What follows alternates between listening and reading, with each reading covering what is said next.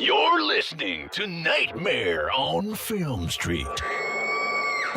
The current time is 6:66. Traffic is clear ahead from here to the afterlife, but it's hell outside. For the next hour, you're on Nightmare time. So, let's give a grave welcome to our hosts, John and Kim. Hello again, fiends, and welcome to Nightmare on Film Street, the horror movie podcast for the casually obsessed. I'm John. I'm Kim. And we're here today to talk about Mel Brooks' Young Frankenstein. Horror parody movie of all horror parody movies. I was going to say, are there any other horror parody movies? But there's tons. I mean, fucking, you turn around, every horror movie now is a meta horror Scary comedy. movie, the new Scream movies.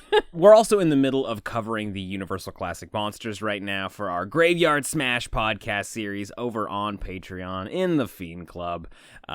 Surprisingly, this we're pairing each of the monsters with a modern monster movie to sort of get the idea of the legacy that monster has led. Oddly enough, this is not the movie we've paired for the Frankenstein portion of that podcast, but we did want to bring a little bit of that monster love onto the main feed. Exactly, yeah. So we've got another modern monster movie parody lined up for part 2 of this podcast series, but today we are focusing on the black and white spectacle of Young Frankenstein. You've probably already heard about this movie. You've probably already seen it. I know this was my sort of understanding of Frankenstein for years growing up. I watched this movie. This and Haunted Honeymoon were on fucking repeat in my your house family was big in Gene Wilder Hell town. Yeah. I didn't grow up with this movie. I've probably seen it before, but it wasn't a big thing in my household. When you talk about the way you were introduced to Frankenstein, mine was definitely Alvin and the Chipmunks or something. I mean, that's cool too. So yeah, revisiting this was fun because I don't really have strong memories of it. Yeah. So I kind of just got to watch it, as a first time watcher.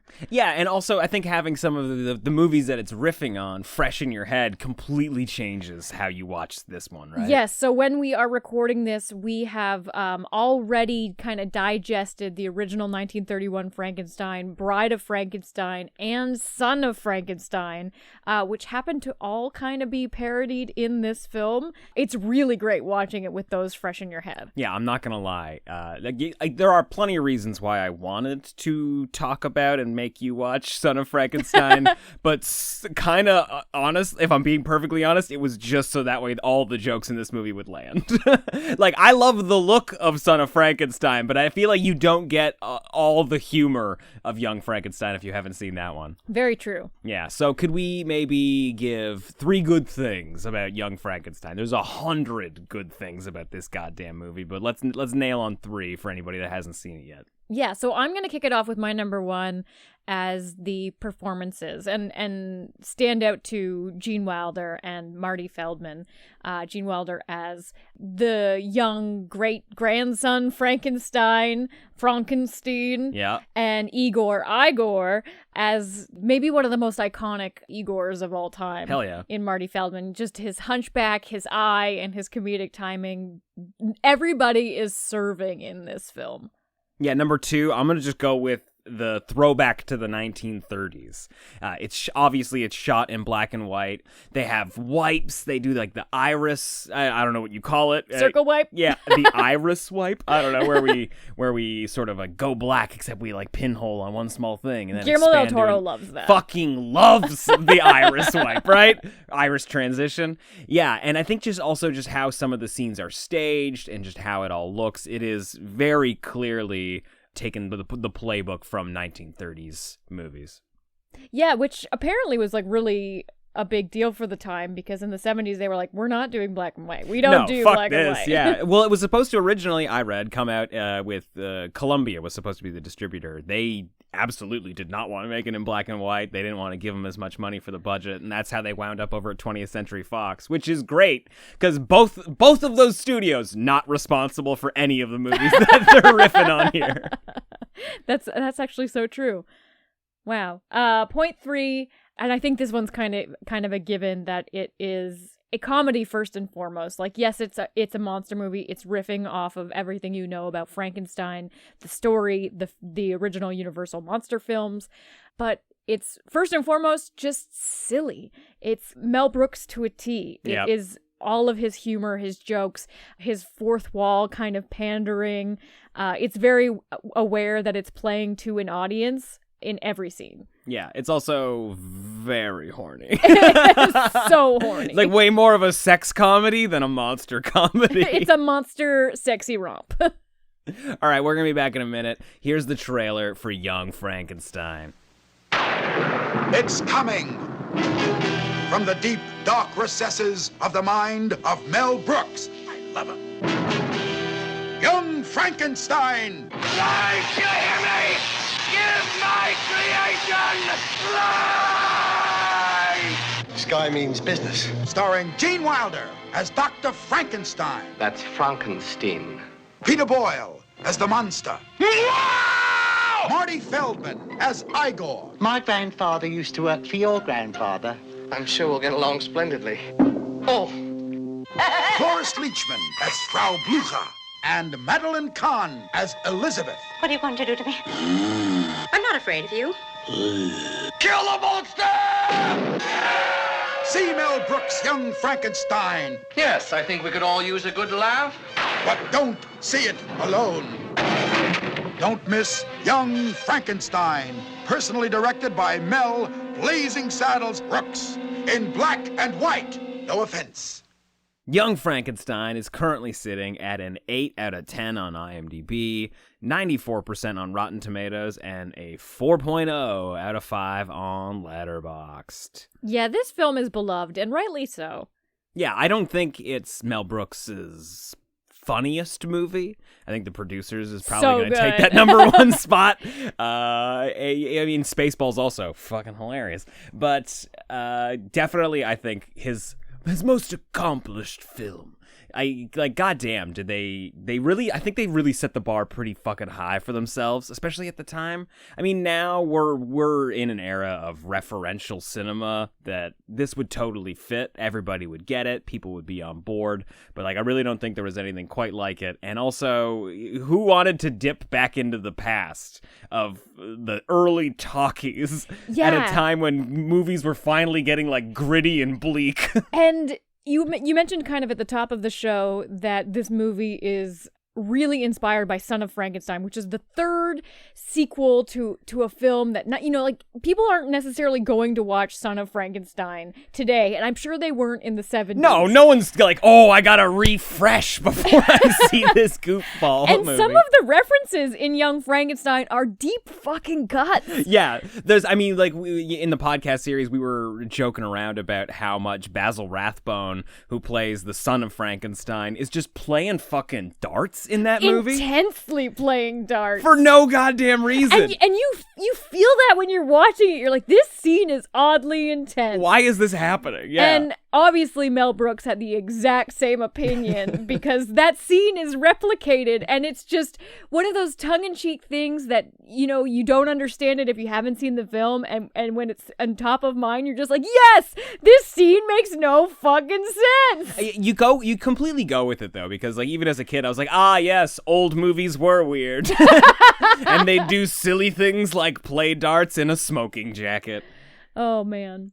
And even if you don't get the reference, the scene itself is so funny because, they're playing this ego game of wits, the detective and Gene Wilder, and so they're both fucking up each other's dart game. Yeah. And it's just a fun comedy bit. How the aim gets worse and worse and worse and worse and worse. Yeah, no, I love how much Mel Brooks movies are essentially just cartoons come to life. They are absolutely cartoons. I mean, the movie fucking opens with, first off, it opens classic Hollywood style. We've got all the credits up top. You've got that iconic classic credit layout with all the dots leading over to the characters' names. We love those dots. It's such a small fucking detail, but I'm obsessed with it. Yeah, and then we long tracking shot into a wake where there's the coffin of Baron von Frankenstein, whose skeleton is decomposed and still in death refuses to give up his book of secrets. Like the skeleton's literally like grabbing that book back from whoever's trying to take it out of his cold dead hands. Okay, this is a perfect time for me to ask my plot questions. Okay. Because I have some questions about the plot of this film. Sure. Now, we watched this on VHS. And digitally remastered VHS. Our copy had some deleted scenes. We had to wait through all the credits to watch them, but we got them. Yep. And this kind of helped me with my questions because they cut out a lot from the beginning. There was a lot more about the will and like the succession and what the town got versus what Frankenstein got. And frankly, more info than any of the original Universal Monster movies gave. Yeah, it had a lot of details, but I still don't understand. So You still understand? Gene Wilder, Frederick Frankenstein. Yeah. He is, a scientist as per his family's legacy. He gets invited, I guess, to Frankenstein's castle because he's inherited something, right? I think he's just inherited everything. Okay, but who's he inherited it from? Like, it's not his dad. It's his, like, great-great-grandpa. Yeah. Why are they just having the wake and the inheritance reading now? Like, why is the corpse mummified? I do not understand. Why are we just doing the will now? Great question. And honestly, one that I did not think about until last night. Because it's just, like, whatever. He inherited it. Maybe he didn't know that he had this long-lost relative. Maybe they didn't realize that there was an heir to the throne, and they've just been The throne. Yeah. But I think somewhere in the wake, when they're reading out the will... Which is a deleted scene. Yeah, where Mel Brooks plays the voice of Victor Frankenstein. I'm pretty sure there's a line in the will where he says that it's to remain sealed until 100 years after his death. Why? Or no, it's on the anniversary of his 100th birthday or his death, whichever comes last. I am not sure. It's just a classic Gothic setup. It's probably just because they wanted to have it set in the 1930s, but we want to establish that the monster was made... The original monster because there's was no made talk in the of 1800s. his father. There's no talk of his father, and Yeah. I'm assuming there's 2 generations in between him and Frankenstein, or only 1. Yeah.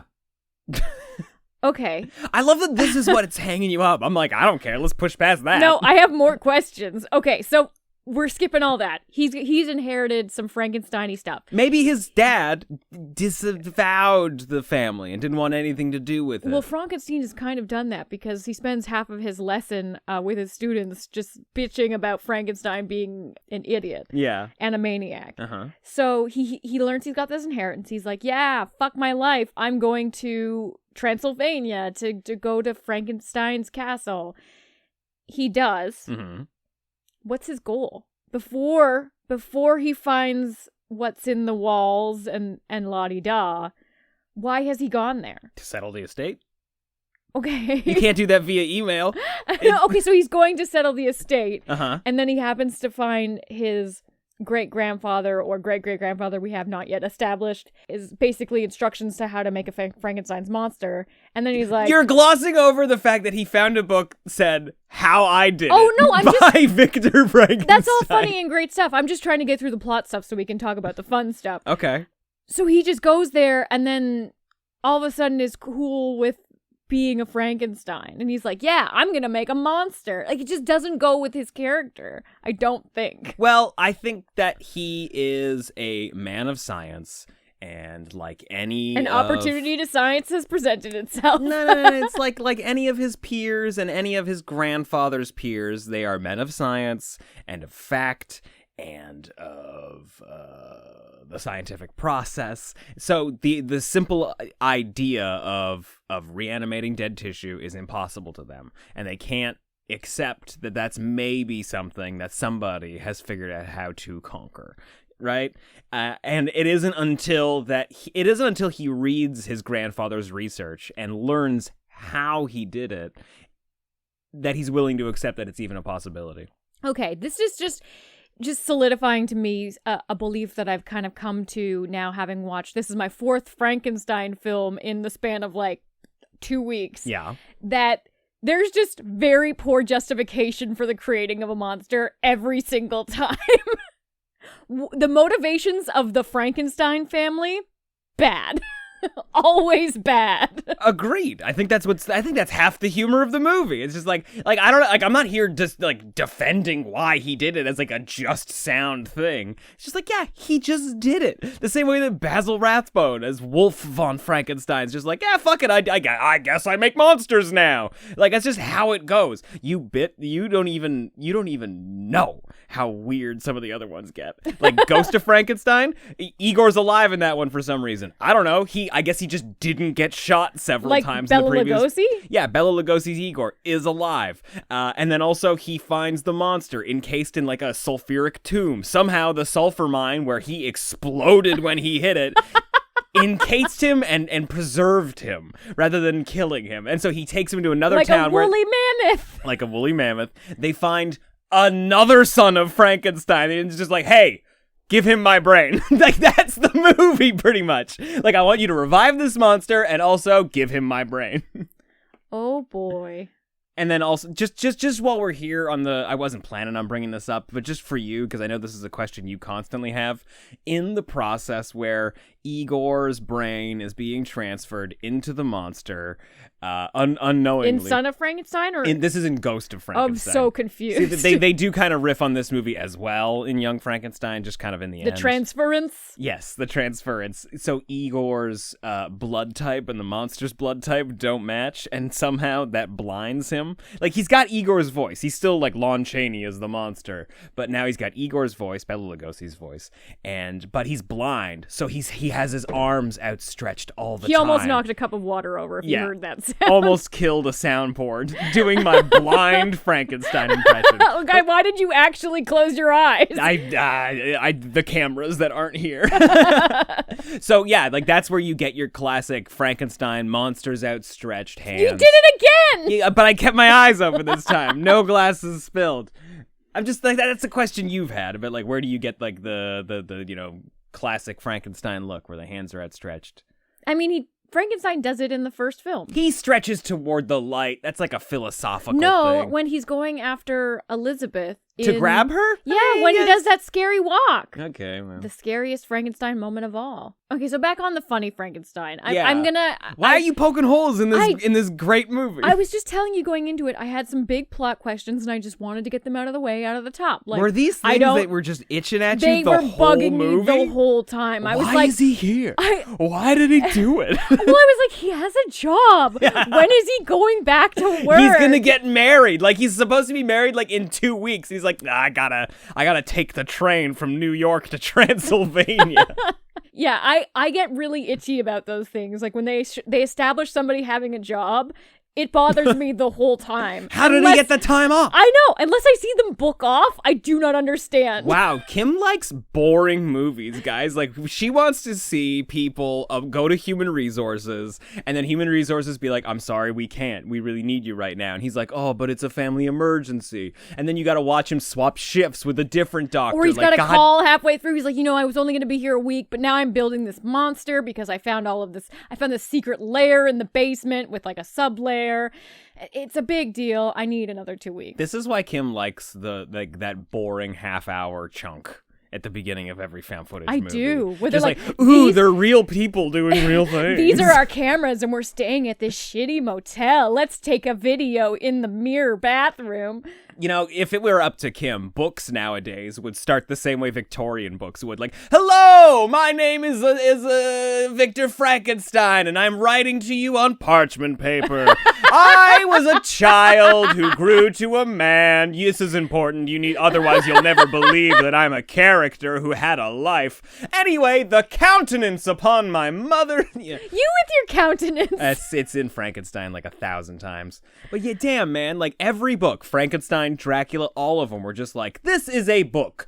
Webster's defines books as this. Like, actually, Frankenstein and Dracula are technically found footage. Hell yeah. And I fucking love that medium. Like, I'm writing you this letter from Dracula's castle. He keeps asking me to stay up late, and I do not like it. Also, I'm weak and tired. I wonder what's happening, Mina. Definitely don't marry someone else while I'm gone. Yeah, that's pretty classic for these fucking stories.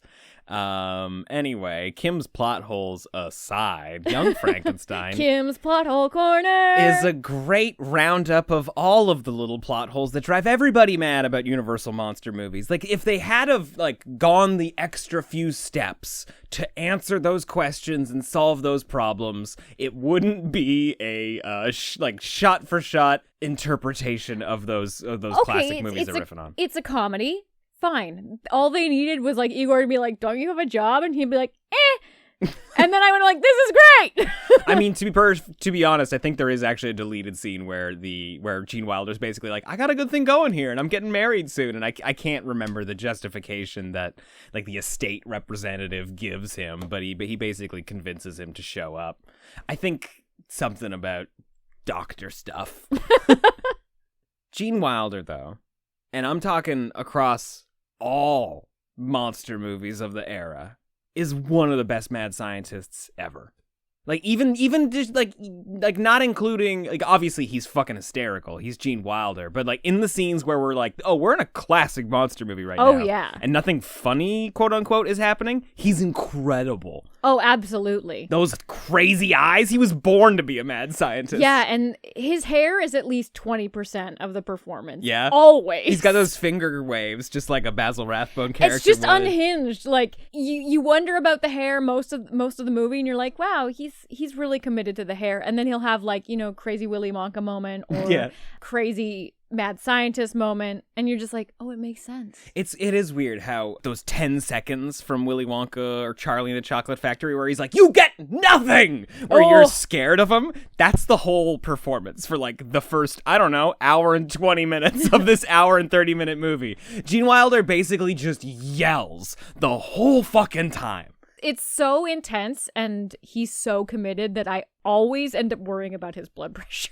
Yeah, I would not be surprised whatsoever to have found out that he had high blood pressure. But by all accounts, and any interview I've ever seen with him, he's a very quiet man who's "Oh, just so appreciative that you enjoyed my movie." He's really sweet by the looks of it. But that's true though, because he can do a 180 like that. Yeah. You really don't think this character who, I mean, I guess not. That's not true, because he freaks out about the froNGkənstEEn thing very early on in the film. Yeah. He yells a lot. He yells constantly. I was going to be you don't think he's capable of being a mad scientist, but then you're like, Oh, no, I think that's why he's like that. It's just it's in his blood.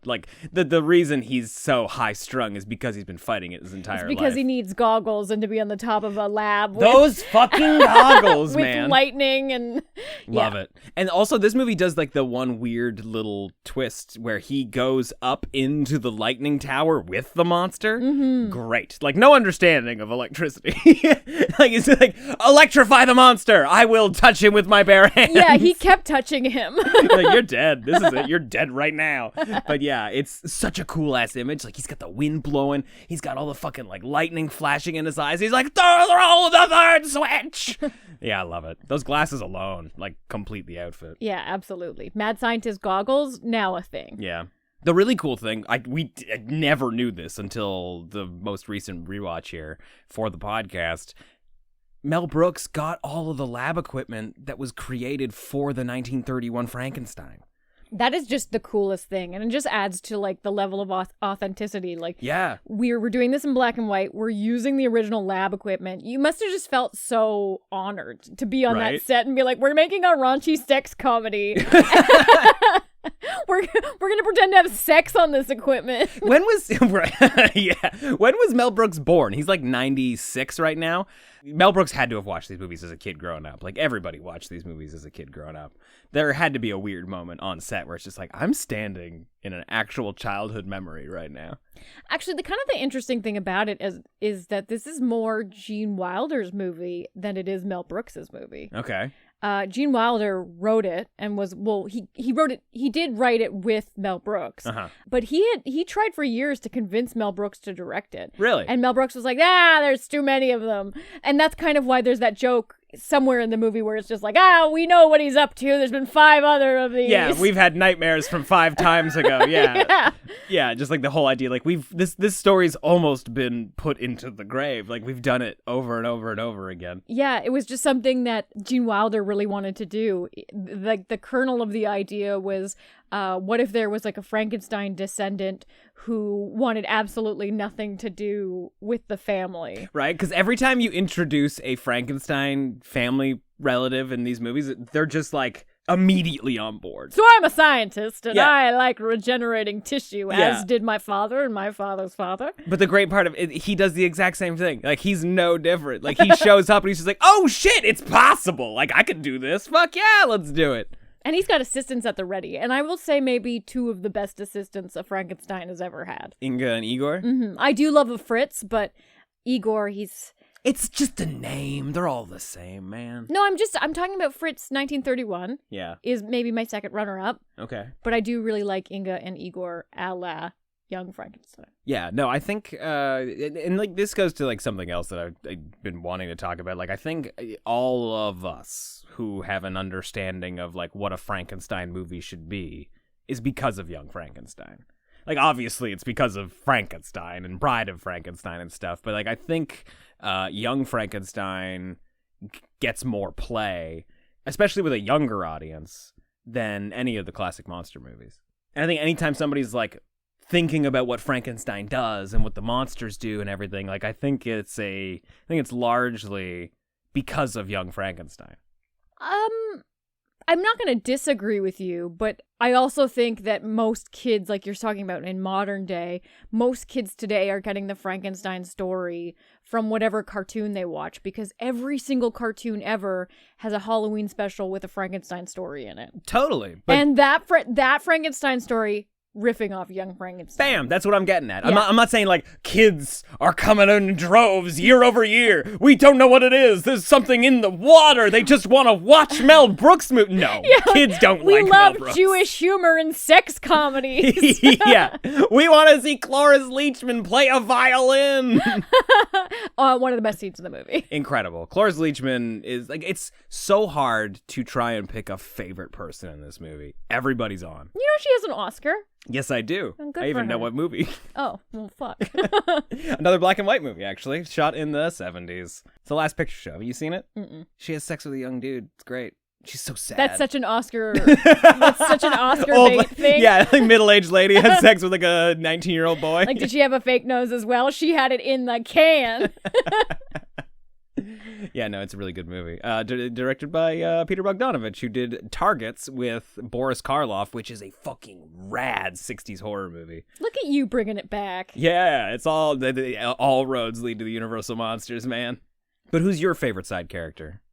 And like when I say side, I just mean like anybody. Like they're all characters in the movie. I really love to hate Madeline Kahn. Love to hate. Yeah, like she is a really great character. She's iconic for how little she's in the film. Yeah. She's only in like a brief bit in the beginning and a little bit in the end. Like she a classic Elizabeth Frankenstein. And a Bride of Frankenstein. Yeah. She plays the role perfectly. And she gets to, be this character that you're just like, what's your fucking deal? And she plays it perfectly. That's kind of Madeline Kahn's trick, though, right? Like, even in Clue, you're just like, I don't know if I'm supposed to like this person, but she's magnetic. That's exactly the word. I'd have to throw my vote for Cloris Leachman. I think she's fucking incredible. Half the comedy of her character is silent. Like, it's her reacting to people screaming in her face or to horses neighing anytime her voice is spoken or her name is spoken. It's hilarious. But I think Kenneth Mars as Inspector Kemp is like an unsung hero of this movie. It's such a deep cut character. Yes. That I have no idea how it would have played if I wasn't a huge fan of the producers, and also I hadn't just watched Son of Frankenstein. Exactly. Because the fact that I watched both of those, I was like, oh, fuck, every single time he was on screen. But I would love to know what batshit thoughts people had watching it, not knowing any of the references. I can tell you right now, I mean, like, I grew up with those movies. I had zero idea. Like, I had no understanding why this guy had a mechanical arm. But didn't you love it? I thought it was hilarious. It's just like, this guy uses his fake arm way too much. Like, if you had a fake G.I. Joe style arm, you would just pretend it's not there and do everything else with the other arm. They use him as a battering ram? Yes! One of my favorite tiny little things he does. And that's my favorite thing about Mel Brooks comedies is there's always little moments of humor that you have to catch. Like, there are funny things that the extras do when they're on camera that, like, you just happen to catch it. My favorite moment is when he puts his monocle on over top of his eye patch. Yes!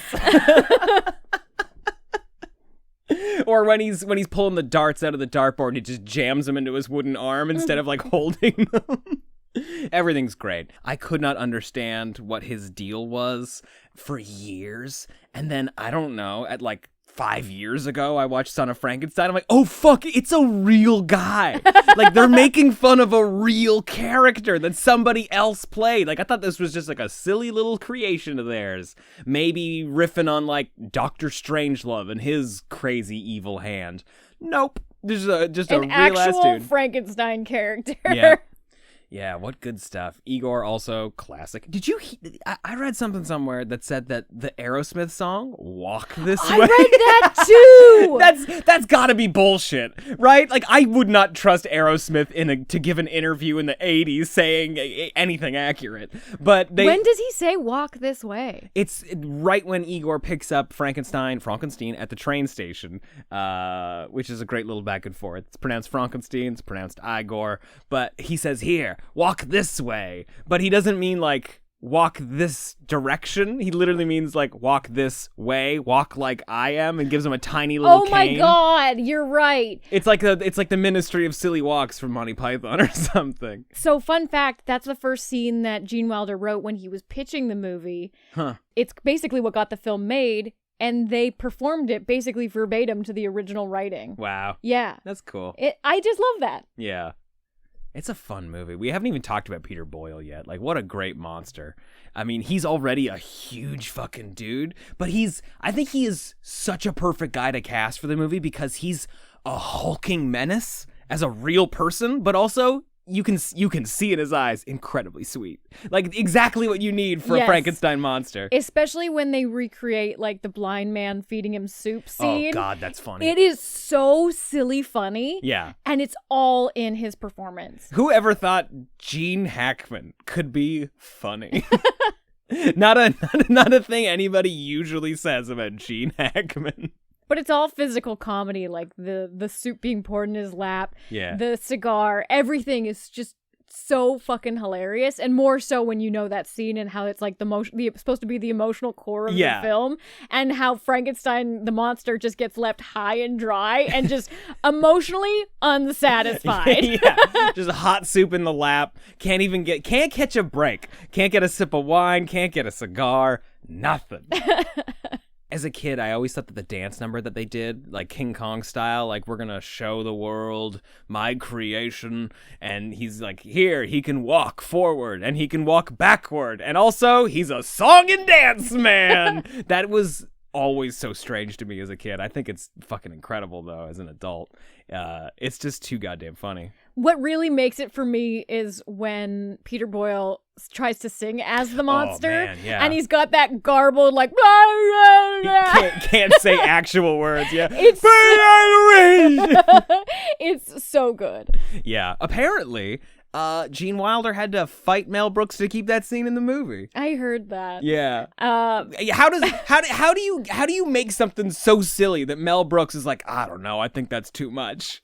One of my favorite facts about, like, their wheeling and dealing with what could be in and what couldn't be in the screenplay is that Gene Wilder only agreed to, like, star in it and actually do it with him so long as Mel Brooks didn't appear in the movie. Wow. He said, you break the fourth wall too much, and I want to at least try to play this a little bit serious at times. Damn, you gotta have a solid friendship with a filmmaker to be like, okay, I'll do it, but you can't be in it. Yes. You're allowed to come to set every day and call the shots. You cannot step in front of the camera. Which is funny, though, because you know there's those moments, like especially that scene we were talking about with Peter Boyle and the blind man, where Frankenstein, the monster, looks directly in the camera and is like, womp womps. Womp, and you know that every time it happened, Gene Wilder was probably like, You think so?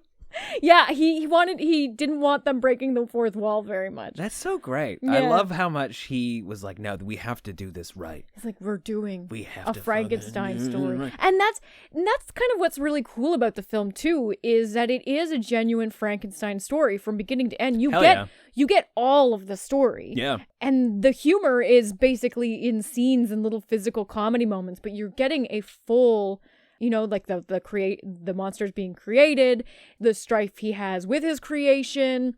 All of those beats are there. Yeah, the townsfolk with the pitchforks and everything. You did raise a point to me while watching it, though, that I thought was really interesting, that this is the first time that the monster, experiences genuine love. Like, he actually gets love and acceptance. I don't know if it's genuine love, but it is the first. I don't know if it's genuine. I mean, I do think Gene Wilder is exploiting him for the sake of science. Yeah, He's but... like, no, this is a good creation, and I'm going to prove it to people. He just needs, somebody to be like, you're beautiful. Oh, yeah, that's right, because he does lock himself in that room. Like, no matter how much I scream, no matter how much I beg, do not let me out. I'm going to go in there, and I'm going to give him love. And, the moment he makes eye contact with the monster, he's like, I've made a mistake. But yeah, but even in the end of the movie, I mean, he winds up with Madeline Kahn. He's fucking married. He's got a job. He's reading the business section in bed before going to sleep. Yeah, for a timeless tragedy, this is maybe the only one where the monster gets to experience some joy. Apart from, cigars and food and shit in Bride of Frankenstein. Yeah. There's a moment where he's not rejected. And as somebody who's eternally sad for Frankenstein, this gave me hope. In ways no other Frankenstein story has. What a happy ending. Everybody got laid.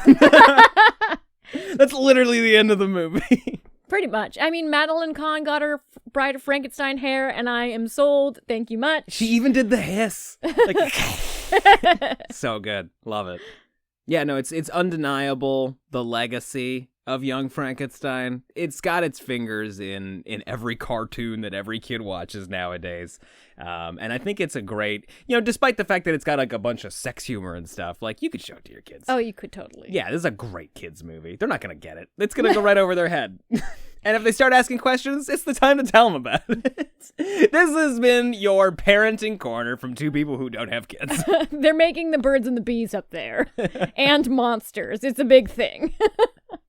Yeah, when mom and dad are upstairs with the door closed, you hear all the electric zaps going on. We're just making monsters. They're just making Frankenstein.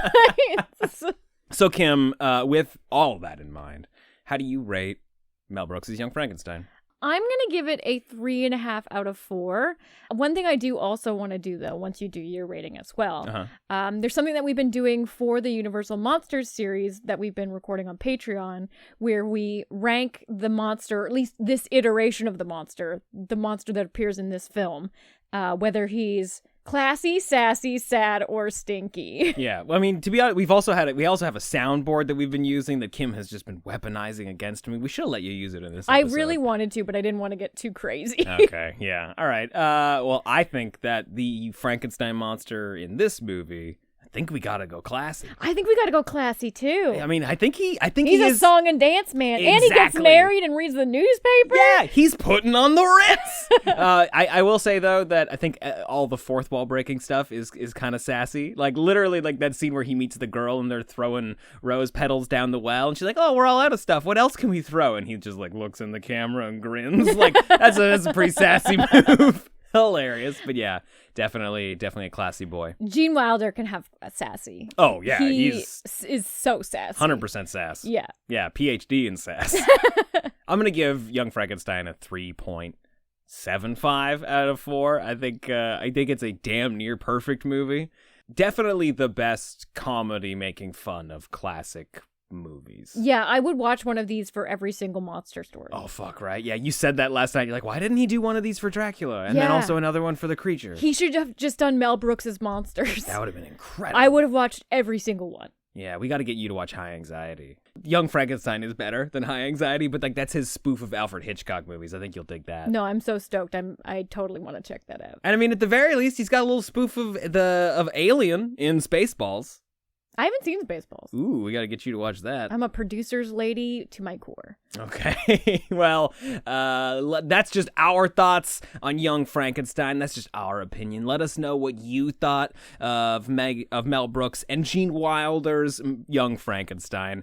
Share your thoughts on just like any of your favorite Frankenstein movies. Where does this rank in your Universal Classic Monsters movie rankings? You could literally, on a double bill, on a triple bill, just slip this movie in with 2 other Universal Classic Monster movies. You and absolutely it would totally fit. could. Like, they really did such an incredible job of making it match the time period.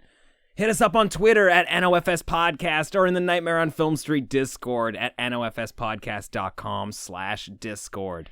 If you want even more monster goodness, head to our Patreon page for our Graveyard Smash limited series. It's going on for a while because we have a lot of films to cover. Hell yeah, we do. There's a ton of Frankenstein content there. We've got some Dracula content and even more a-coming. So check that out at patreon.com/Nightmare on Film Street or nofspodcast.com/Fiend Club. Yeah, while you're at it, please rate the show 5 stars on Spotify, on Apple Podcasts, wherever you're listening to it. It really helps us. It would be a great favor. The show's free. We hope you enjoyed it. Thank you so much for listening. If you could just give us a quick rating over on Apple Podcasts or Spotify, that would be incredibly helpful. We'll be back at you again with more monsters soon. Until next time, I'm Kim. I'm John. Stay creepy. It appears you made it out alive, but we'll get you next time. Help us to grow the horde. Leave a 5-star review on Apple Podcasts or wherever you subscribe. More terror can be found lurking on our website, nofspodcast.com. Until next time, stay creepy, fiends.